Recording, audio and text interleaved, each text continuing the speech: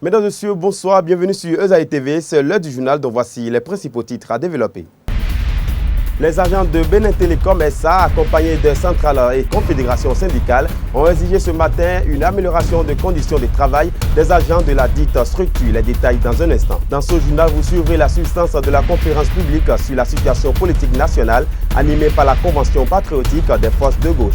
Et en sport, on parlera de la victoire des écureuils dans le cadre de la phase aller des éliminatoires de la zone 3 du FIBA Afro-Basket 2017.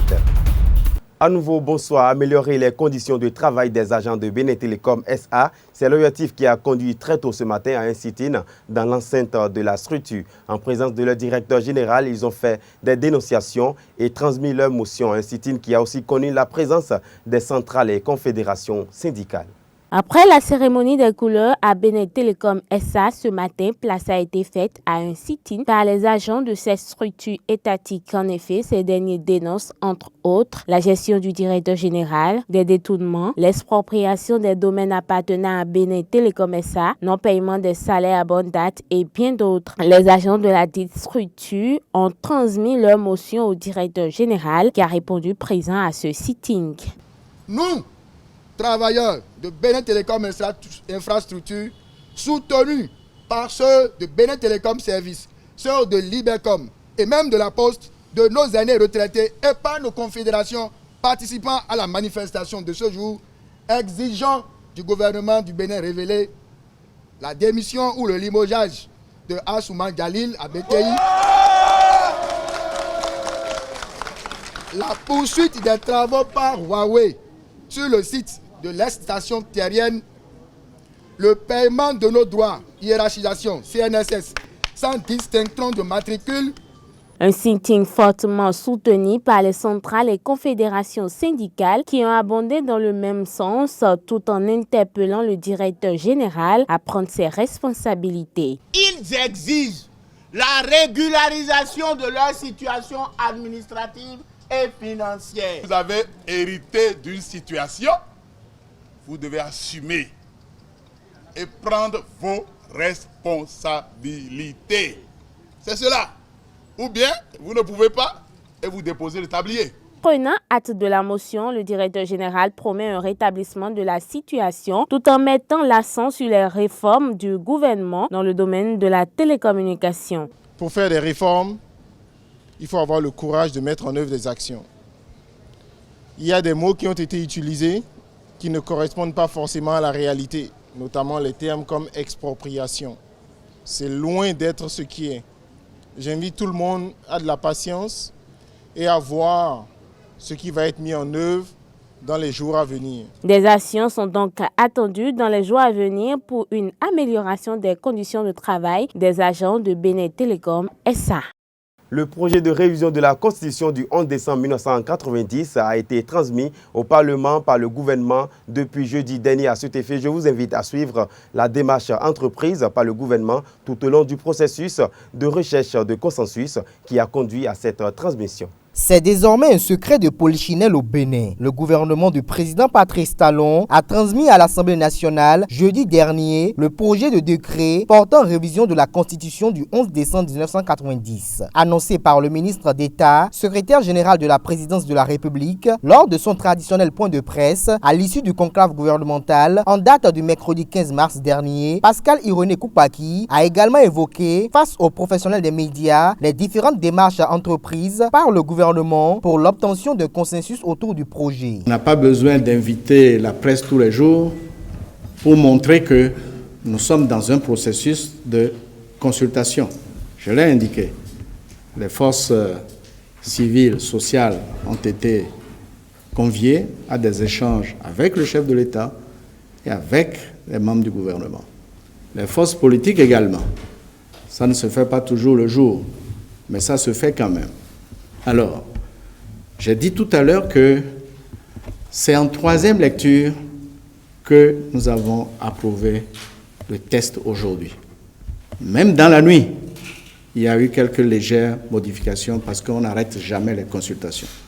Ainsi, le processus de révision de la Constitution du Bénin paraît enclenché. Cependant, la méthode pose problème. Les analystes et observateurs de l'actualité nationale au quotidien n'arrivent pas à trouver un consensus sur la révision par voie parlementaire ou référendaire. Pour ceux qui optent pour une révision par voie référendaire, ils justifient leur choix en ce sens que la Constitution est la Bible de tout un peuple et non de l'élite du pays. Et par conséquent, elle unit tous les Béninois et il faut une adhésion nationale pour que le référendum soit consensuel. D'aucuns préfèrent l'option parlementaire car les députés sont des élus du peuple. Pour un régime ou un exécutif qui n'a pas une certaine assise à l'Assemblée, elle pourrait conseiller la voie référendaire, c'est-à-dire tenter ses chances directement vers la population. Mais pour le cas d'espèce, à savoir le régime Talon, fraîchement arrivé, ils ont encore la latitude de s'imposer à l'Assemblée et je crois que c'est la voie parlementaire qui va leur paraître plus facile. Et aussi, si moi, Ouakatakou, je suis militant pour la voie parlementaire, c'est parce que celle référendaire est, de mon point de vue, un peu onéreuse. Plus loin, d'autres relèvent de la précipitation dans la démarche du gouvernement à vouloir réviser la Constitution. Pour Rosine Vieira Soglo, doyenne des députés à l'Assemblée nationale, il n'y a aucune urgence pour que l'on veut coûte que coûte réviser dans l'immédiat la Constitution béninoise. En clair, elle estime qu'il y a mieux à faire en ces moments de grave morosité économique. En fonction de notre PTA, c'est vers la fin du premier trimestre 2017 que nous devons déposer le projet de loi constitutionnelle à l'Assemblée nationale. À l'heure actuelle, les Béninois ont faim, ils ont de sérieux problèmes de survie et je crois qu'un gouvernement responsable et sérieux devrait s'occuper d'autre chose que de passer tout son temps à chercher à réviser notre constitution de façon opportuniste. Le projet étant transmis à l'Assemblée nationale, le gouvernement attend impatiemment la non-obtention des 4/5 au Parlement lors du vote enclenché en faveur du projet de loi portant révision de la Constitution du 11 décembre 1990 avant d'organiser un référendum afin que la révision de la Constitution soit et demeure consensuelle et ce pour le bonheur des générations futures. On parle toujours de révision de la Constitution dans ce journal. Cette fois-ci, Esaïe TV s'est rapproché de Léon Rungbadi, président du Parti pour la libération du peuple, afin de recueillir des impressions sur ce projet qui a fait l'actualité nationale. On écoute le président du PLP pour plus de détails. À l'heure actuelle, les Béninois ont faim, ils ont de sérieux problèmes de survie et je crois qu'un gouvernement responsable et sérieux devrait s'occuper d'autre chose que de passer tout son temps à chercher à réviser notre constitution de façon opportuniste. Et vous savez, Patrice Talon, depuis qu'il a pris les commandes de notre pays, tout ce qu'il fait aujourd'hui, vous savez qu'il avait déjà tout dit au début. Donc, et nous avons été les tout premiers, dès son arrivée, à tirer la sonnette d'alarme et à mettre l'accent sur un certain nombre de choses en matière de la gouvernance du pays. Donc, la révision de la Constitution pour nous aujourd'hui est un non-événement. Nous devons nous mobiliser comme un seul homme, qu'on soit du nord, qu'on soit du sud, qu'on soit de l'est ou de l'ouest, pour pouvoir barrer la voie aux ennemis de la République. Parce que le projet tel que présenté, tel que proposé par le gouvernement aujourd'hui, il met en cause les options fondamentales de la conférence nationale. Et vous avez, lorsque vous lisez entièrement ce qui a été envoyé à l'Assemblée nationale, vous constatez tout simplement que c'est un projet taillé sur mesure, selon la volonté de Patrice Talon. Et qu'il soit au pouvoir ou qu'il ne soit plus au pouvoir, le projet a été conçu de telle sorte qu'il soit protégé et que ses arrières aussi soient protégés. Nous, en tant que démocrates, en tant que républicains, nous ne pouvons pas rester les bras croisés parce qu'il s'agit de l'intérêt général, il s'agit de la République.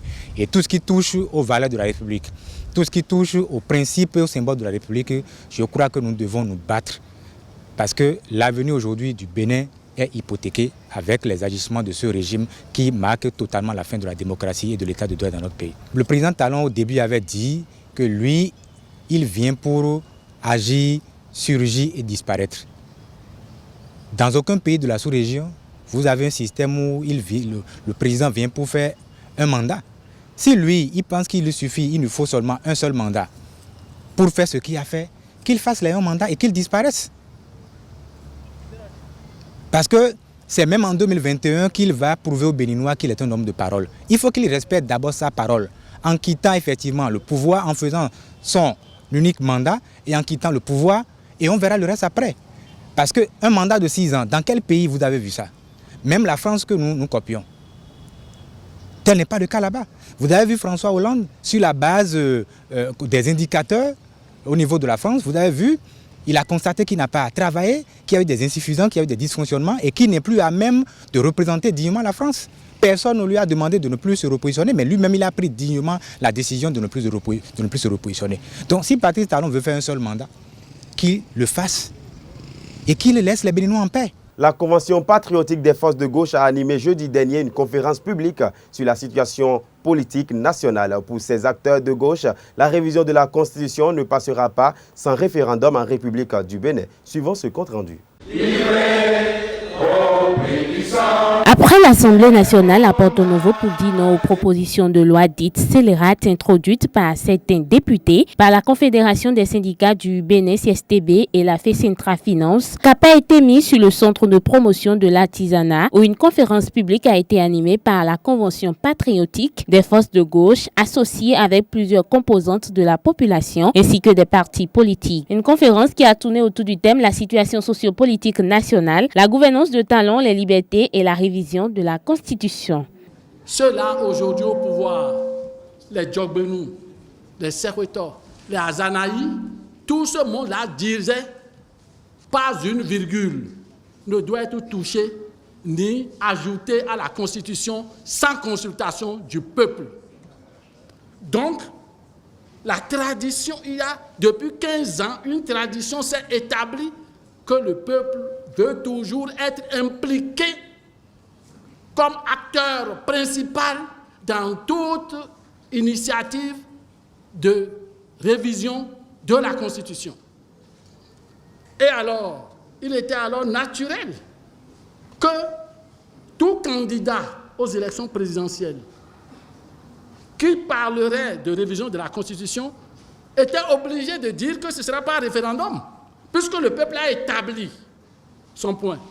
Donc ce n'est pas un cadeau que Talon faisait au peuple en disant qu'il irait au référendum. Non, c'est parce que c'était imposé par 15 ans de combat du peuple pour être toujours impliqué dans toute révision de la Constitution au Bénin. Le retour du programme de vérification d'importation PVI, la révision de la Constitution sont autant de questions qui ont été décortiquées. Les centrales syndicales et le Parti pour la libération du peuple de Léonsor Humbadji interpellent le gouvernement. Notre Constitution, ce n'est pas Concada, ce n'est pas de l'arachide, ce n'est pas pain sucre, ce n'est pas de l'ananas. Et on en a distribué à tout le monde. Les députés 6 ans, les maires 6 ans, les élus locaux 6 ans. Non, on ne peut pas le faire. Regardez dans notre environnement, dans la sous-région. Dans quel pays vous avez vu le mandat unique? Même la France, que nous copions jusque-là. Il n'y a pas de mandat unique en France. La Convention patriotique a bien choisi. Et on regarde, et on a dit que Patrice Talon devienne président. Oui, mais en lui donnant des instructions. Lorsque tu seras venu, tu vas nous écouter.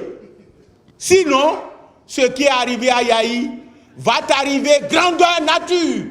Il n'a pas fait 1 an. Et aujourd'hui, nous reprenons le chemin. Camarades, allons-y de façon impétueuse. Et nous dirons que ce sera la lutte finale. La Convention patriotique des forces de gauche se dit prête pour empêcher le gouvernement actuel de tomber dans la dérive.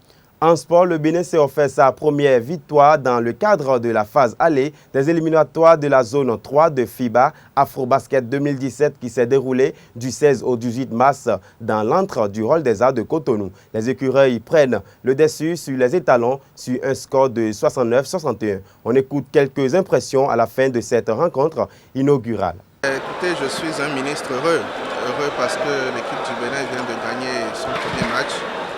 C'est les éliminatoires Afrobasket, donc il y a une qualification en vue et c'est toujours bien pour le moral des joueurs et aussi pour le moral du gouvernement que je représente ici d'avoir une première victoire. Nous avons un deuxième match et ensuite la phase retour en Côte d'Ivoire. Je souhaite que tout continue par très bien se passer. En tout cas, je suis très heureux, je suis vraiment content pour l'équipe. Je veux les féliciter tous les joueurs, féliciter les responsables de la fédération de basket et dire au nom du gouvernement que nous avons foi en notre sport et qu'une fois encore, comme je l'avais annoncé, le Bénin va redevenir une grande nation de sport, ce n'est qu'un début. C'est une belle victoire. J'ai eu peur au 4e quart-temps, c'est vrai. C'est mon âme de sportif qui m'a rattrapé. Vous savez, quand on mène à presque 12-14 points d'écart et que l'écart est réduit dans le 4e quart-temps, il y a de quoi paniquer. Mais c'est vrai que les joueurs ont su se rattraper pour gérer et assurer la victoire, c'est déjà bien. Il faut continuer à travailler. Nous avons une très bonne équipe, mais il faut toujours travailler pour être au meilleur de sa forme. Et on va dire félicitations une fois encore à tout le monde. Les nationaux vont rentrer demain matin. On pourra les... Vous avez vu qu'on a aligné 10. On a laissé 2 places aux internationaux qui vont descendre demain matin, ils seront là. Donc samedi, on aura quand même une équipe encore plus représentative face à la Côte d'Ivoire. Non, je confirme que la forme n'y est pas du tout parce qu'on n'a pas pu tenir correctement. À des moments donnés, on était à 15 points d'écart. Avec la fatigue, l'adversaire est revenu à 3 points, à 2 points. Et on a dû crier, redonner les consignes pour qu'ils se remobilisent. La condition physique n'y est pas, mais on fera avec jusqu'à la fin de la compétition. Là, ils n'ont pas respecté les consignes parce qu'en matière de rebond, lorsqu'on presse les temps de retard, il faut être solide. Mais pour les Anglais, ils étaient un peu plus légers, donc les adversaires les poussaient sous les paniers. Ce qui fait que le ballon remontait de l'autre côté, les autres avaient le ballon, ils étaient sous le cerceau. J'ai laissé les consignes, on fait le plan de boxe, en route on est compact. Et c'est ça qu'ils vont appliquer vers la fin. On a pu attraper quelques rebonds. Ouais, bon, ça me fait vraiment plaisir. Et avant de dire quoi que ce soit, je tiens à remercier le public béninois pour leur support. Et spécialement, un grand merci au ministère de la Jeunesse et des Sports, spécialement le ministre, pour le soutien qu'il nous a accordé, tout ce qu'il nous a promis. Parce que quelqu'un a dit dans la vie, quand vous avez envie de faire quelque chose, il faut le faire et ne dites pas la suite que vous l'aviez fait. Parce que c'est ça que l'histoire retiendra de vous. Nous, on a commencé, le ministère aussi nous a promis. Et c'est sûr que le ministère aussi a envie de garder dans ses archives que c'est en leur temps que l'équipe nationale basketball du Bénin est sortie pour la première fois pour aller jouer la CAN. Et nous, on a commencé et je vous promets qu'on ira jusqu'à la fin, on obtiendra la qualification. Oui, on a eu peur parce qu'on a fait on a eu des pertes de balles, ce qu'on ne devait pas faire. C'est à cause de ça qu'on a eu peur, mais par la grâce de Dieu, on a gagné. Et ces pertes de balles, la gestion du money time, on va travailler ça demain. Et c'est sûr, contre la Côte d'Ivoire, ce ne serait pas comme ça, on remportera la victoire. Ouais, on vient de commencer la course. On a gagné le Burkina et c'est sûr, après-demain, d'abord, on va s'entraîner, se préparer pour mieux réagir face à la Côte d'Ivoire, parce que la Côte d'Ivoire n'est pas une petite équipe. Et nous aussi, on n'est pas petits. À la guerre comme à la guerre, que le meilleur gagne. C'est sur nous, je compte sur tous les joueurs, sur tout le peuple, sur le ministère, sur tout le monde. Et c'est sûr qu'on va gagner. Et pour finir, on suit les informations de la page Inter que nous propose Billy Layibi.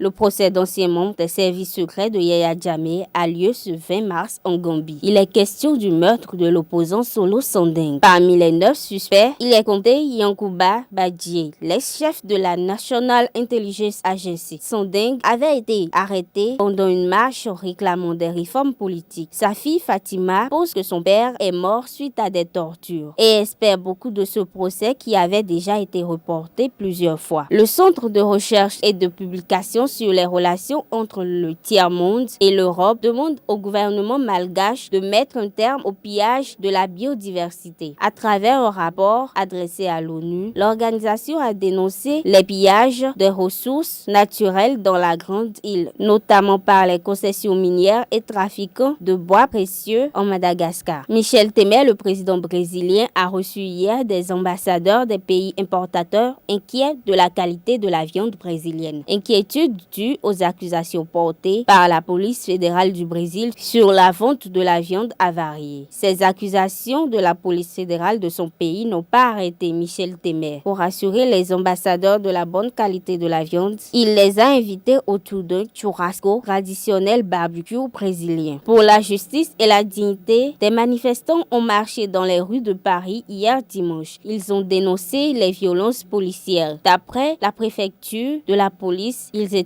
7000 manifestants, mais les plus concernés, ceux des banlieues, n'étaient pas nombreux. Et ce sera tout pour ce journal. Mesdames et messieurs, merci de l'avoir suivi. On se retrouve demain sur le même site www.ezaitv.com. Bonsoir chez vous.